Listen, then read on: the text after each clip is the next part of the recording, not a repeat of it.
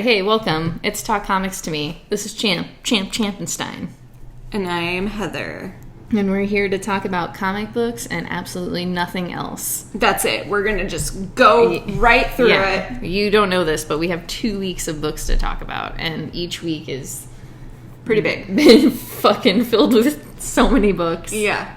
We've both been pretty busy lately. Tired, busy. I actually haven't been busy. You've been busy. That's a very weird change for me. I've been crazy busy. Yeah, I'm actually on summer break, so I have been absolutely, I've been doing nothing but reading books and doing garden stuff for, 2 months. I'm gonna be sad and glad when school comes back, because it's just, I haven't even had time to do that outside of my homework that I have to do.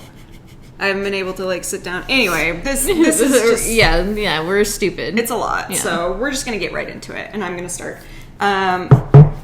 You might have heard of these books. This is DC's versus... DC's. Oh man, they're going to do that, aren't they? This is DC versus vampires. This is... I don't know, DC has anyway, been releasing these editions that have usually the first 3 issues. They did it for Batman the Knight, and so they're doing it for DC versus Vampires. This is the Crypt edition, it's 1 through 3, and the Coffin edition, which is 4 through 6. I wasn't going to get these because I already have the single issues, but I love the covers. I wish they'd made them connecting. Or I know. I get cool. I get what they were going for, though, but yeah. I also said it backwards. The Coffin is 1 through 3, the Crypt is 4 through 6. Anyway, but yeah, they do make it confusing. They do. See, when I was ordering them, I didn't realize that there were 2 different ones. I thought it was just 1 through 3, that was all they had released or were going to release. Yeah.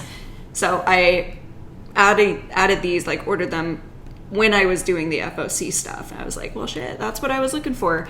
But the main reason I just got these is because I love the movie covers that they did for them. I thought they were really funny. The Breakfast Club one says 5 heroes with nothing in common but a hunger for blood. Incredible. So yeah, I'm not going to explain what this is because we've talked about this series many times. I just wanted to show off the covers that I got. I think it's actually, is it this week or is it last week's books? Last week's. Because they did one for Dark Knights of Steel, too. Oh, yeah, that's right. I forgot about that, which you got for me. That's yeah.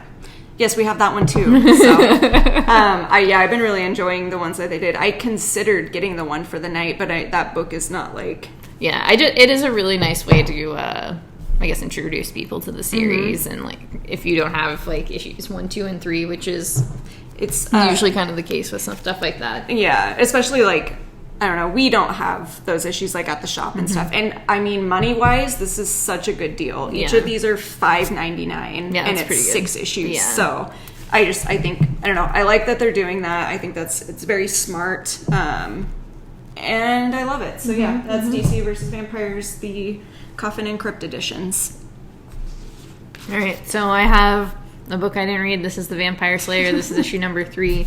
I am going to do it, y'all. I'm taking it off my pole. And I can't do it anymore. It's tiring. And I couldn't even read this one. I did not enjoy the art very much, which means I'm not going to even try. And I'm sorry. I'm sorry to all the creators. I don't mean to be a negative Nancy. I just can't do it anymore. No, that's fair. I've gone so far. I was going to say, you stuck with main title Buffy until the very end. Yeah, and I'm just I don't know. I feel like the storyline could be interesting, but I don't want to even try to see if it is. For me personally, I think I read the first 2 issues and then took it off. I just felt granted it was only 2 issues, it did take... The first issue was not very good at explaining what was happening, and so that's where my interest kind of dwindled. Yeah, and the second issue did a good job of filling in the blanks, and drawing me in. But I opened the front of this one and read the first few dialogue things, and I was like, I don't want it. Yeah, it is a good idea, but there's just, I think with all Buffy stories, it's I'm sorry, I'm just looking. I just caught a glimpse of myself in the camera. My hair. If you're not watching, I did some really stupid thing to my hair, and it looks ridiculous, so I can't. You look like a Lego person. yeah, with Buffy, I just always want more. Yeah, it's like definitely a story that's lacking, and I don't know if it's like as we go back and watch the show too, if it's like something about like that nostalgia and watching the show, and it's just like these cannot hold a candle to that. Mm-hmm. I don't know. Even though it uses the same characters and kind of the same mannerisms, it just still isn't that. Yeah, which I think that's probably my problem with it as well, is like I think you have to just understand Buffy like as a whole in order to properly write Buffy, like a good Buffy story, because that one shot that was out like a couple weeks ago, or what, that one, I loved that the one. Buffy 97. Yeah, that was a really good story. And because I feel like they understood not just the world or whatever, but Buffy as a character. I think that and I know that this story is a little different. I think like the minis, like we've talked before, the minis and like the one shots have been like the best part of all of these Buffy books. It's like none of the main title stuff has been good, but it's like all the stuff that's like very condensed into like a few issues or like one issue. It works. For some reason, this does not work. Yeah, I don't know. It's a weird anomaly. Yeah. All right, so next we have Immortal X-Men. This is issue number 4. Wow, this is going quick. Number 4. Now we're going into the Hellfire Gala, or leaving the Hellfire Gala, a little bit of both. This follows Emma and kind of her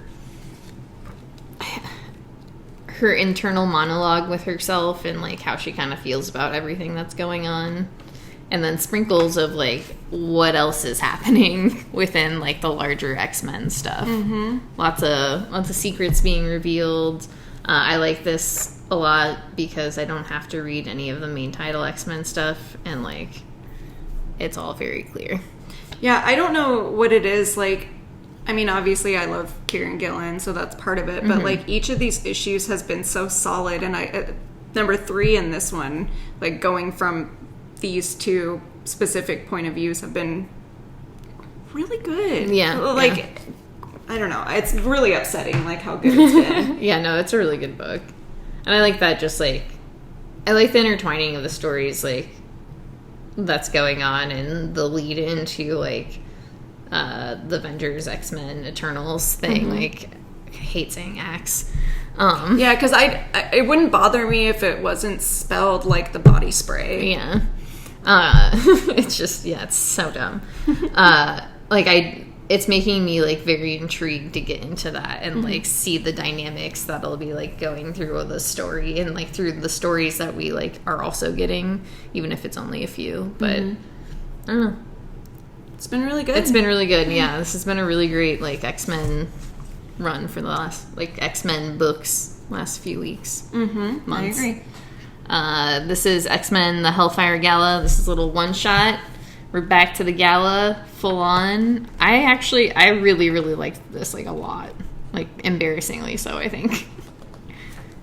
I don't know, like I think it was the story itself, and once again like the weaving of what you got there, and like the dialogue between the characters. The art was also just like very good. Yeah, I was gonna say the art was incredible. I keep going back to like the first couple of pages. Yeah, it just looks so good. Let's say the colors too.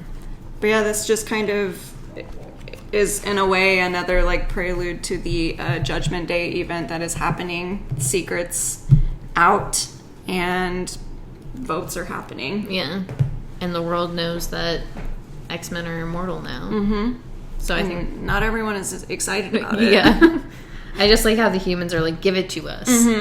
Like immediately. Like it's you only give us plants, give us more. Like, well, bros, like you don't even know if it works on you all. Yeah, it clearly is only made for us. Go ahead, try it. Okay, I have The Eve of Judgment, Avengers, X-Men, Eternals. This is another prelude to the event that's happening. This just kind of explains a lot of things that are happening throughout the other series that are kind of hinted at, like who has been kidnapped and what the Eternals are trying to do to get rid of the X-Men. There's a lot of I wouldn't say necessarily super important things that you need to know. Like, you don't have to read it, but I feel like there's one thing in particular that helps understand it more, like the whole situation. But that's basically it. Because Judgment Day starts next week, so. And the flow of never-ending comics never ends. Continues. Okay, you have 2. You want me to keep going? Okay. I forgot that you had 2. This is Spider-Man 2099 Exodus, issue number 4. This is just the whole Exodus story, but this is Black Widow this time. I did not get to finish this, but she is investigating something that Hawkeye is a part of. So, yeah, I'm not going to lie. I do like this series, but it's hard for me kind of to follow because... Well, I do like that each issue is like something like its own story. I am confused in the sense that I'm not sure how it's all going to tie together or if it's going to, because I've mentioned this before. I have never really read Spider-Man anything, so I just don't really know a lot of the main characters in it other than like, hey, this issue's about this person. But they reference a lot of things that I think I should have known before had I been reading Spider-Man. So yeah, it's a lot of fun. I do like the futuristic aspect of it. I like how the costumes are all changed. I think that's really cool, but I don't know. I'm a little lost. Okay, so I have Daredevil. This is issue number 1. It's not really an issue number 1. This picks up right after the Devil's Reign storyline and after all of the events of the previous Chip Zdarsky and Marco Checchetto storyline. So that's fine. That's fine. I really hate that. I will say it. I hate it so much. And the next issue is number 7, Legacy issue number 750. I absolutely hate that. Yeah, so that was something. It's like, why couldn't you have just done it like with both? Why couldn't it have been like Legacy number 750 and the number 1 issue? That would have been a fun thing. Little complaints. But I really did enjoy this issue a lot. Heather has heard me say this a billion times. I liked it a lot more than the end of the last story arc, just for personal reasons, which is fine. But I really like this kind of where this picks up with Matt in Devil's Reign storyline. I'm gonna spoilers. His brother Mike dies, and Kingpin basically smashes his head. Oh shit! So Matt's a little messed up, and he is about to go with Elektra to fight some evil people, but some baddies. But you can tell he's like dealing with a little bit more. And the front they put forward was that Kingpin actually killed Matt, and that Matt is Mike. It's all very confusing. Are they twins? Yeah. Because remember, it's just like a twin from another dimension. Right. Okay. I was like, I remember you another explaining universe, it to me one time. That when Annual went into it. Yeah. So yeah, I really like it. I love the art. Like, the art is so good. And then the backstory is like Elektra and Stick are setting up like a camp for them all to kind of be at to start fighting the baddies. Is Elektra still a Daredevil? Yes. Okay. Yes. And in this, it kind of goes into like a little more of what she's taken out of her like relationship with Matt most recently. Okay. So it's interesting. I really liked it. Daredevil story. A nice little Daredevil story. All right. Okay, so now we have Moon Knight. This is issue number 13. Moon Knight's hunting some vampires. Head vampire is talking to Taskmaster, and Taskmaster is like, "Hey, don't fuck with Moon Knight. It's a bad idea." Yeah, he's like, "I can't do it. Yeah, don't make me, please. I'm scared of that dude."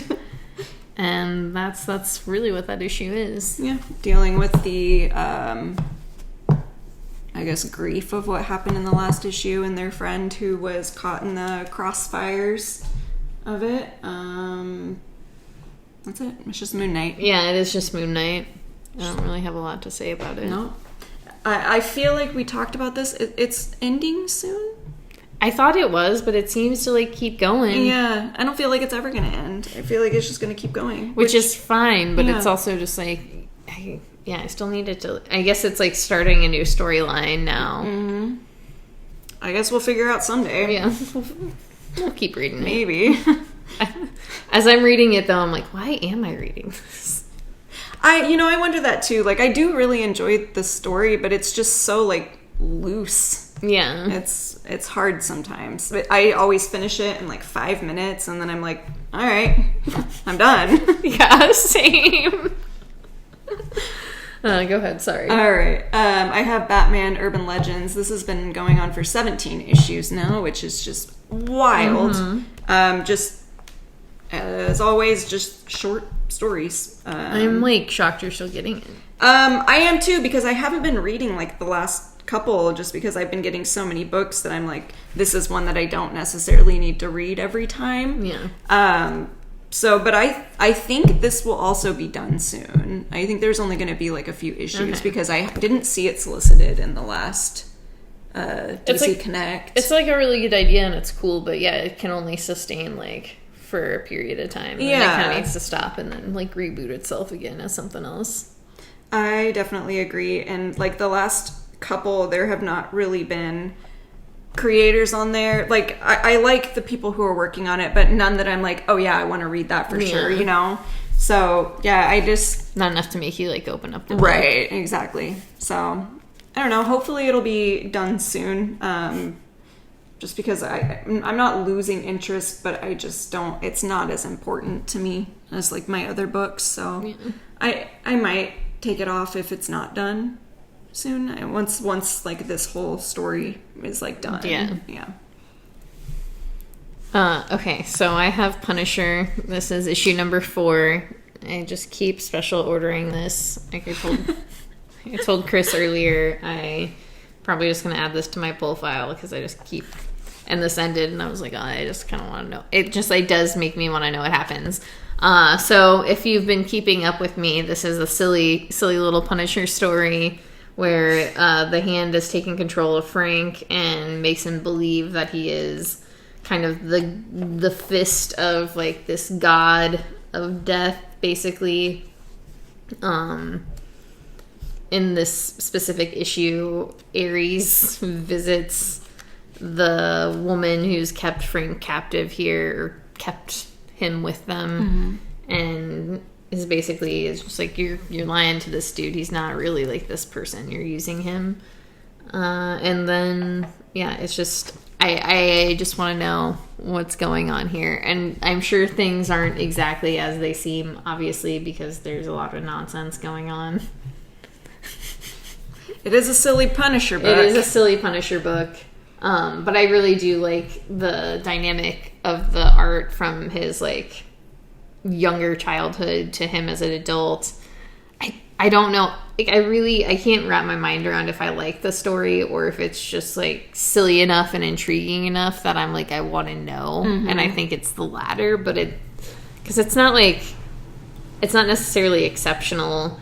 And, you know, they use this story to kind of change the symbol on his chest, which I was, like, talking to Julian about on Wednesday. And I just, like, I get the want, but it feels like a really just, like, puny move. And I think you can write, like, a story around him and the symbol and, like, find somebody who could write a very good story who is not like a white person, right? Preferably, and like make something that's like has weight. I don't know. It just feels like a way to like not deal with the problem head on. And like it's not, like I said, it's not like I dislike this story. I do enjoy it. I do like the aspect of them. Like somebody said they didn't like the idea that like because you see that like Frank has kind of been a killer since he was like a child, Mm-hmm. and they didn't like that idea, and it's like, well, it takes like a certain type of person to be like the type of soldier that Frank was, and then it takes like another certain type of person even to like, you know, watch your whole family massacred to like snap to the point where you're just like willing to like kill even like the lowest level of criminals like without mercy or like thought. Like, I think you kind of have to be a bad person even from the get-go. Mm-hmm. I don't know, maybe that's just me kind of being an asshole, but no, I don't think you're wrong. Feels that way. Like, yeah. I feel like it has, like, you know, that stuff kind of starts in the beginning. It's not like a switch that's like turned on and off. Anyway, sorry, you're gonna say something. Well, I was gonna say, what is the reason in the book why they changed the symbol? Well, because he's working for the Hand, and that's the whole. Okay, that's the whole I didn't idea know if it was yeah, like okay, is because he's working for, I believe it's the Hand or the Fist, whatever. He's the Fist of the Beast. He's working for the Hand. But yeah, that's why his symbol is changed. Okay, so it's that aspect, and I don't know. I don't. Like I said, I just don't like it. I think it's just it's cheap. Yeah, it's cheap. It is cheap. It is like one of those things where it's like, oh no, we fucked up, and now like we gotta change it, but we can't like actually tell you, like, you know why, but mm-hmm. we can't tell you why. Right. That's why I wondered, because obviously we know why the symbol was changed, and I was like, how does that translate to the story? Yeah, and that's, like I said, I just want to see something like that actually deals with that head on. I don't know. I think that like. I don't know why I like the Punisher. I've always really liked the Punisher, and for the type of person I am, it doesn't like really make sense. Mm-hmm. Like, honestly, it doesn't, like, it does not compute. No, and I never really thought about it. It does not. So it's like, I think, I don't know, that's something I'll have to deal with on my own time. You should sit and meditate about it. Because that seems like I don't want to deal with that right now on the podcast. But yeah, I think that like Frank could be a very like better nuanced character, better balanced character. It just like, I don't know, I kind of want to read the Matthew Rosenberg Punisher like run, just because I feel like Matthew Rosenberg probably did a great job. Mm-hmm. But yeah, I just think put him in somebody else's hands, put him in somebody who can write something more interesting, and have him more so confront like his whatever is going on. His demons. Yeah. Yeah. Sorry, that was not a rant fair. I was planning on. That was a Punisher rant, everybody. Sorry. You've been punished. You have. Welcome. This is Impact Winter. This is issue number 1.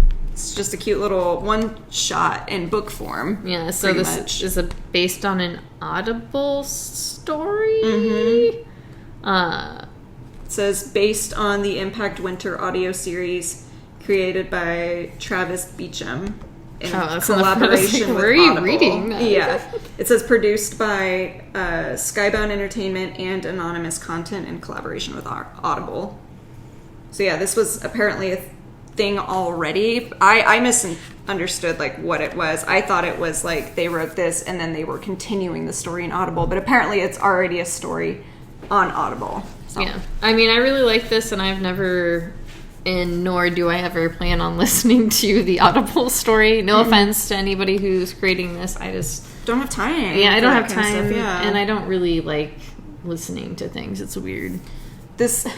I mean, I understand. I have one podcast that I listen to, and that's like it. And even then, I'm like a year and a half behind because it's just so hard for me to concentrate. So, yeah, sorry from both of us at Talk Comics to Me. We will not be listening to this, but this is the one shot, and it is a post-apocalyptic story about a girl trying to make her way and protect her little sister when the world is overrun by vampires. Would you say she's trying to make her way downtown?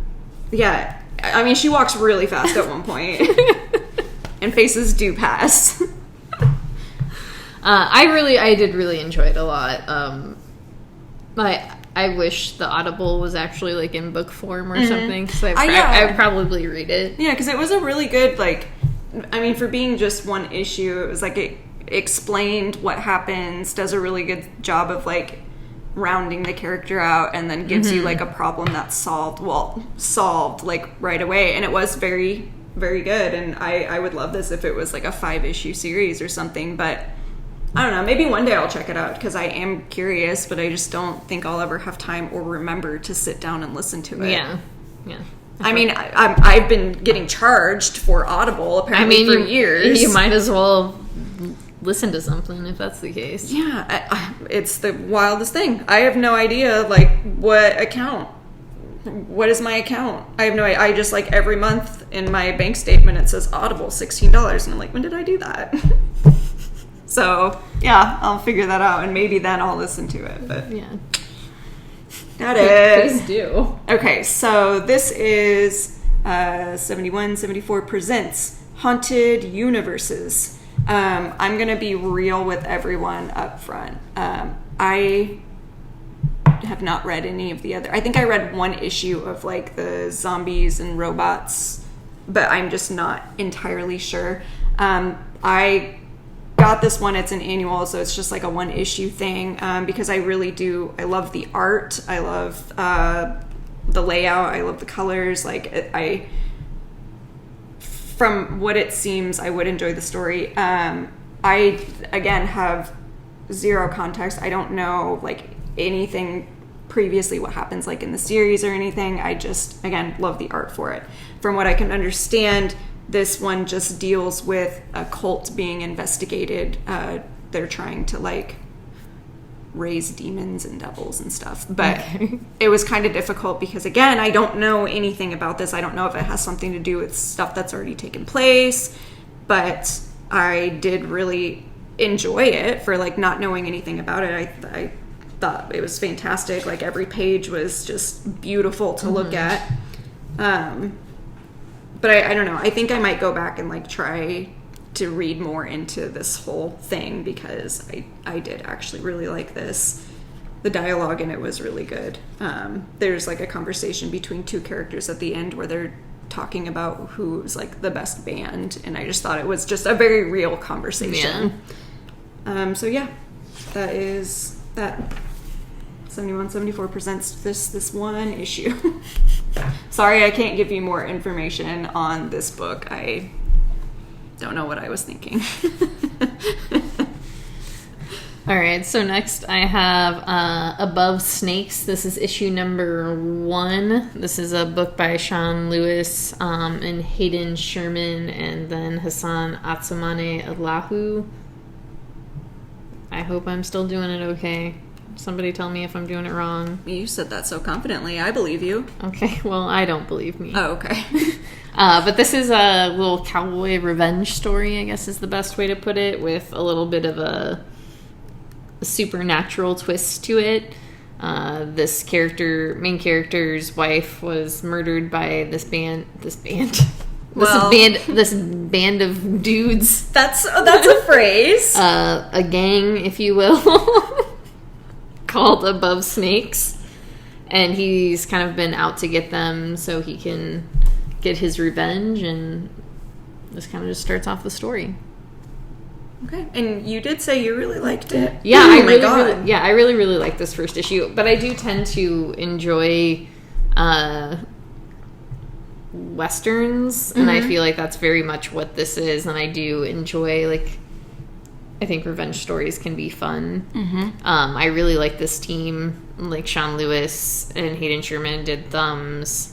They did another book together that I can't remember, but I did not read. I think it's in the back of this. Yeah, I recognize them as a team, but I can't remember if it was just because I know you read Thumbs.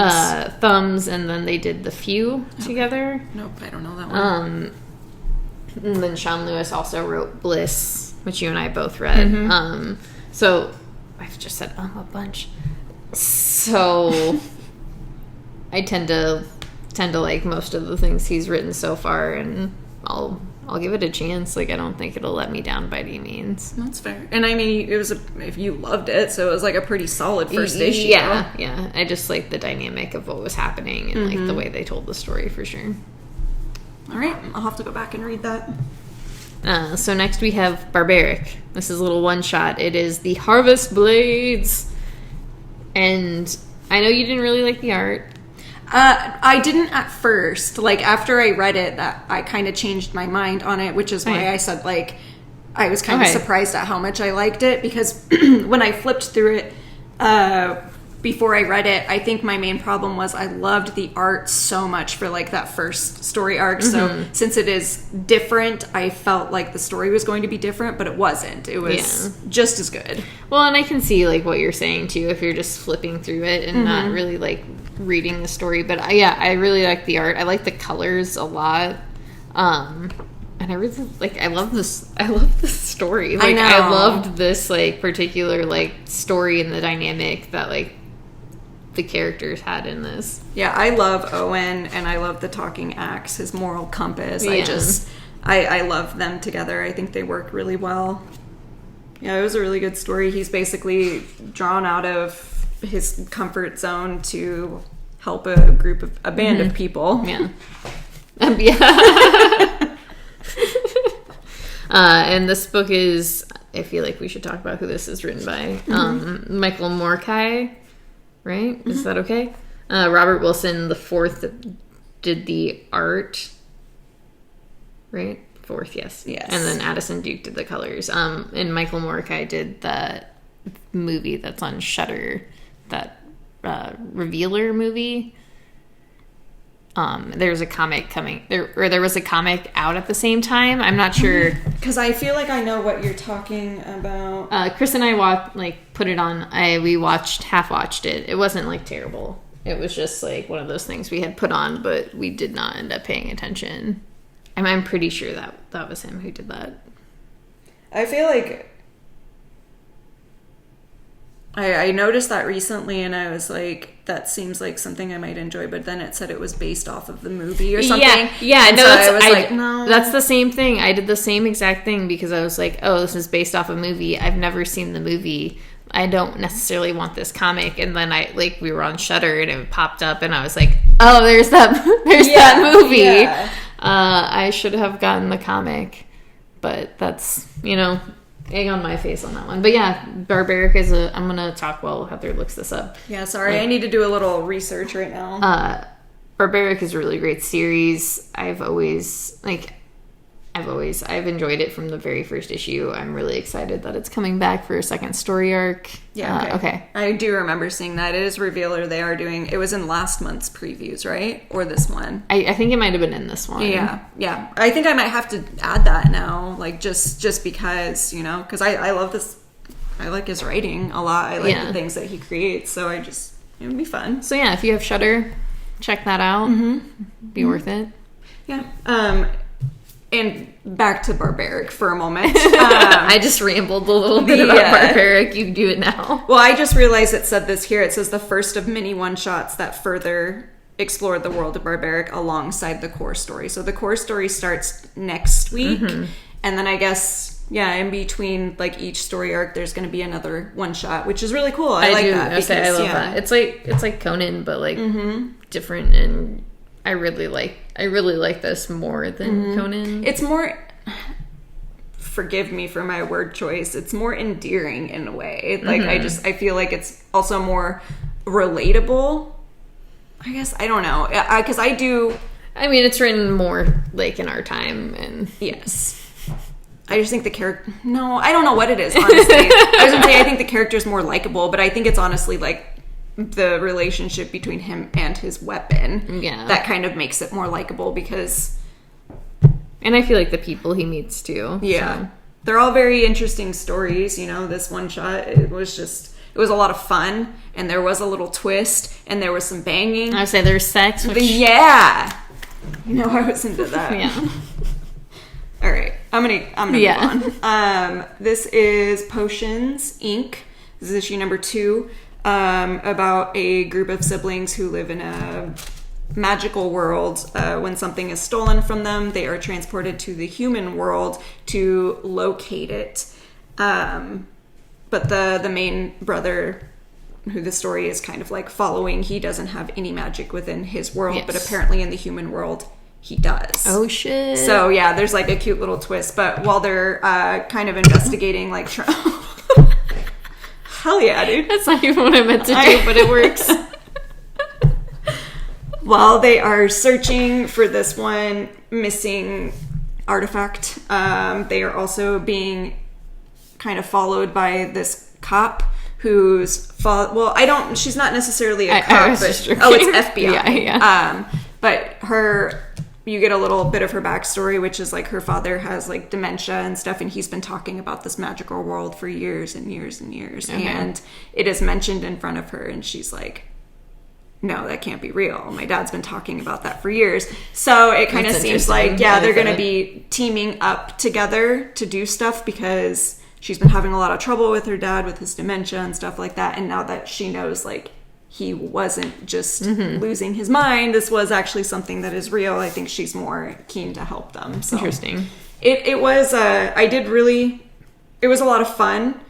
I'm still very torn on whether or not I like the art so much. Like, I think it works for the story, but it's very different. Yeah, I think there's a lot of things about that book I did not like. I feel like the art was like one of the main things, and then that's why I was like, I'm not gonna get another one. Yeah, and I think that was one that I just added just because it's not going to be very many issues, like, hopefully, but I did have a lot of fun with this issue, so I'm glad that I did decide to at least stick to it because I was curious enough to see where the story was going, and so it was worth it for me.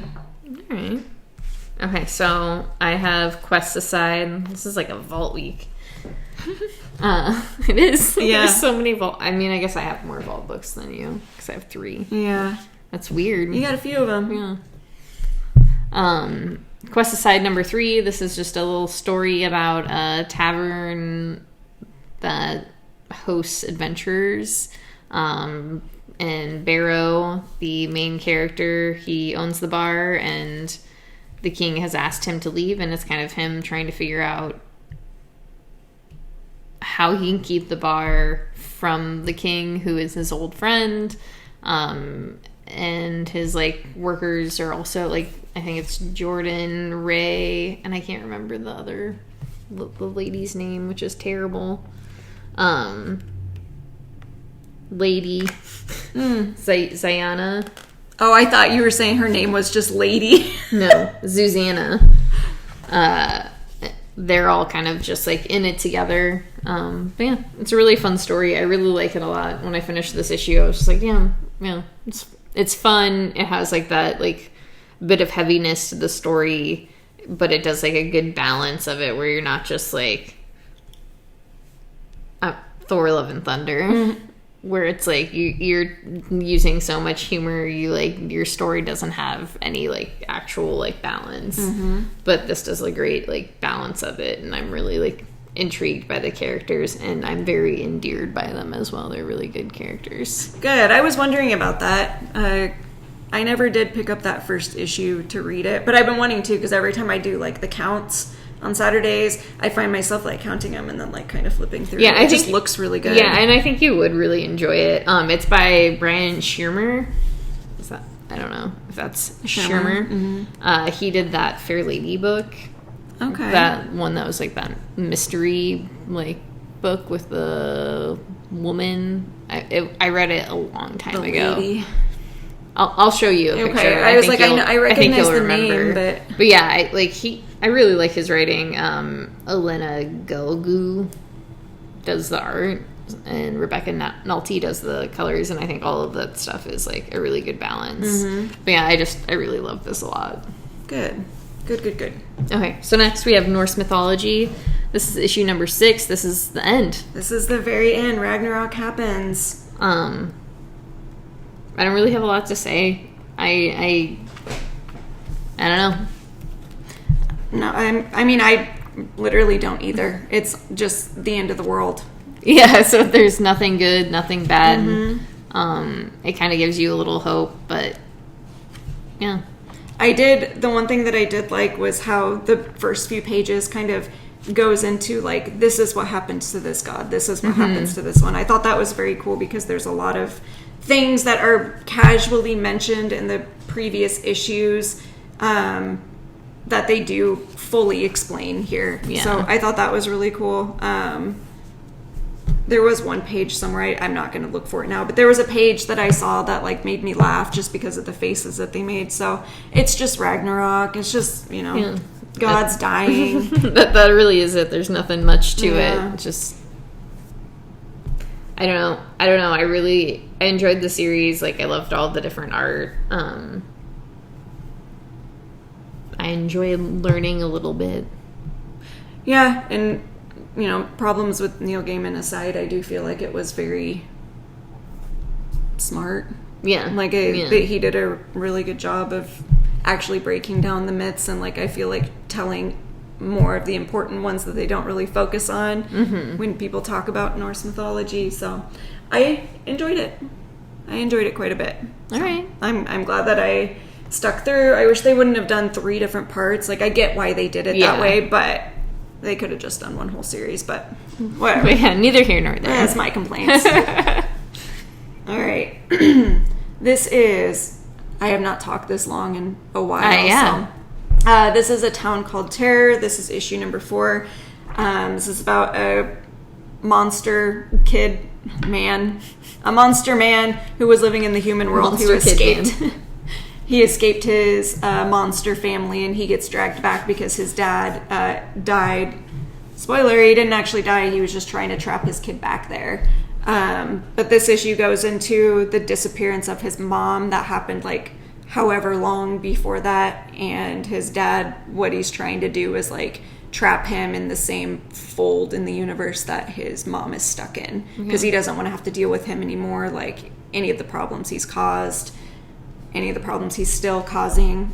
So yeah, this is him just getting a curse placed on him and getting sucked into the upside down. Getting sucked. Yeah. Gross.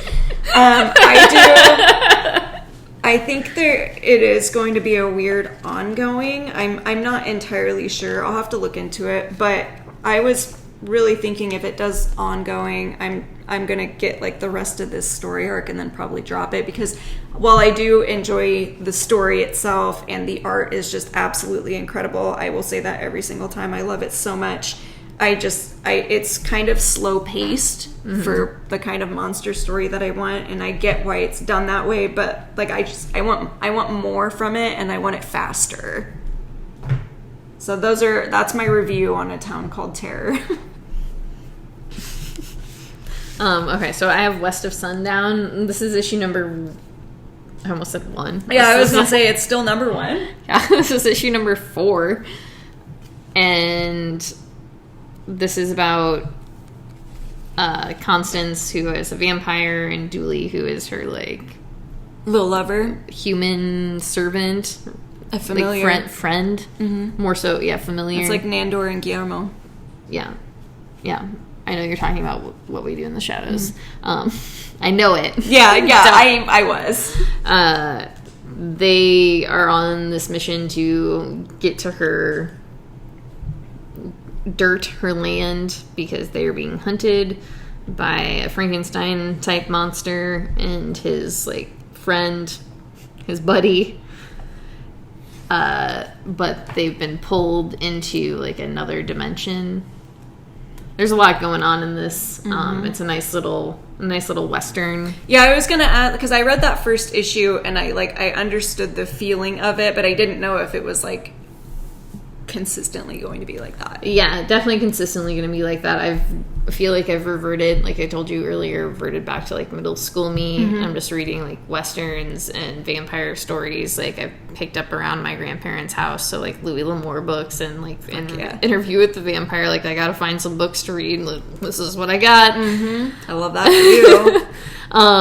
you. So yeah, it's weird like looking back at that and just being like, that's strange what's going on right now. I like it, but I also don't know if I like it.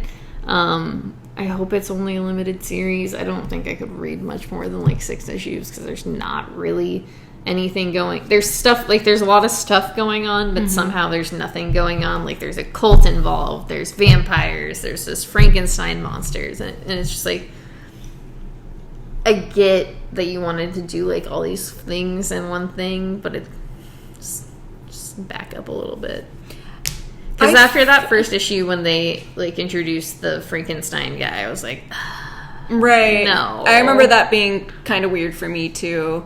But I feel like I remember seeing it was only going to be 6 issues. Yeah. But also that doesn't mean anything because they on-go so many Yeah, which series. isn't like a bad thing, and I think if people like this, like, more power to them. And it's not, like I said, it's not that I dislike it, it's just that I'm reading it and I don't really care. Like, every time I pick up an issue, it's like backtracking in my brain. I'm like, oh yeah, this is what's going on, and then like reading the issue and I finish it and I was like, So it's just a Western vampire story. yeah, it's like nothing, like, I'm gonna finish it because I want to finish it. Okay. I don't like any of the characters, really. That's fair. So now we have New Masters. This is issue number 5. We got one more after this, and then it will be done. I really liked this a lot. I feel like this helped me fill in, like, what was going on that I was a little confused about, and yeah, I really, really like it. Yeah, the main character, the young girl, I can never remember her name. I was like, oh, I'm gonna remember it. I know. Because I read it. Ola. She escapes from the clutches of the bad guys with information that they need, and she is taking refuge in a Switzerland, pretty much, who's, can't be fought against or for. And she's trying to keep the information from the big bad. Big bad's daughter is like, no, give it to me first so he can't get it. So we don't know who's good or who's bad. We just know that they're all kind of not good. Yeah, no. There's some bad people in this story, so it's usually the man, but I mean, it's definitely we'll see. It's definitely her dad. Yeah. But no, I really enjoyed this too. I like the author's notes and the information and stuff that they have in the back. I'm always very excited to read about that because it expands on like the universe that they have created. This one talks a lot about like the ships that they use in it, and I just think it's very interesting. That's like a really cool aspect of it. Yeah, this is like one of the few books where I have not like read the back matters. Because I'm usually like, there's too many books, I gotta go. It's not necessary, obviously. I just do it because I do like that part of it. Every Yeah, time. I know. It seems like it's pretty interesting. If it were a video game, like those would be the random notes that you find like when wandering the world. It's very neat. Okay. I have Slumber. This is issue number 5. I feel like there's only going to be one more, but I'm not sure at this point. But the main character, she is trying to find her enemy, pretty much her arch nemesis, and they kind of meet in this issue, and she discovers that there is more to their history than she thinks or thought there was, and it's a lot deeper than she had expected. So it kind of like messes her up quite a bit. I really do like this story, and I know I've mentioned it before, but the art within the Dreamland is really cool. I like that a whole lot, but it's with like a lot of the other stories that we have read, I don't know how feasible it is as an ongoing story. Like if it was just 6 issues, and that would be perfect, because I feel like this is a really good like penultimate, I said that right? Issue. Like with the last one, everything will be summed up, the story will be done, like it'll be good, and if they keep going, I feel like that will really take the power away from the few issues that they have. Yeah. So You get that? so Slumber, number 5. I do remember that one being a limited series. Yeah, I do too, but again, you just never know nowadays. So next I have Flavor Girls. This is issue number 1. I will say this is definitely for like young adults. It was really good. I really enjoyed it. It's very much like Sailor Moon, like a lot, which is fine. I really love the art. I love the colors. It was a lot of fun. It's only 3 issues, I'm pretty sure. When I looked it up on Diamond, it was only solicited for 3. Doesn't mean anything right now. But each issue is $7.99, which So better only be 3 issues. yeah, which it is like a thicker book, and I do like that, but it feels nice. But It's a lot. It's a lot, especially right now with, like, as I'm gonna get on a little rant for a second, with as expensive as, like, everything else is in life right now. It's, like, really determining what I can and cannot want. And it's like, is this going to, like, this would be something, like, I would send off, like, I'd read and I'd send off to, like, a kid. So at the same time, it's like, I want to get it because I want to be able to do that, because I like doing that. But also, I am unfortunately not actually Santa Claus, and I am not somebody with, like, a disposable income like I would love to try to think I am. So it makes it, at this point, like, harder, especially with things being more expensive and not being able to afford a lot of stuff, to make that decision. Yeah. That is all I'll say. Yeah, it's Sailor Moon. It's Sailor Moon, but just, like, different and cute, and I like it. But all right, I'm poor. Yeah, I have been struggling a lot with, like, taking into consideration how many comics I get every week, and gotta stop. Yeah, gotta cut back a little bit. This is just getting ridiculous. So this is Death Dealer.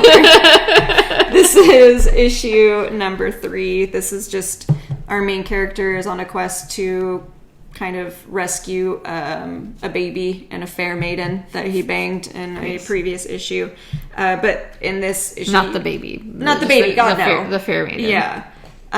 This issue... The way you phrased that. That was my bad. The fair maiden he banged. This issue kind of goes into the history of the world and how it was created and stuff, and I thought it was very, very interesting. There's banging, of course, in it. That's a titty. Yep, that was a titty, in fact. But I do actually really like this story. I think it's a lot of fun for me. It's very interesting.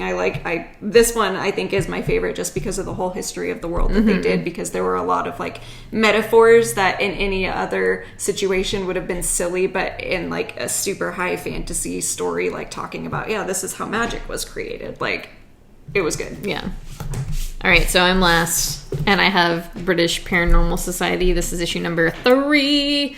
I don't really have a lot to say about this folklore book, dealing with kind of like a Stonehenge situation and the cult. Okay. Not the white power symbol. I just want everybody to know that we're just doing the OK symbol. Is that a thing? Yeah.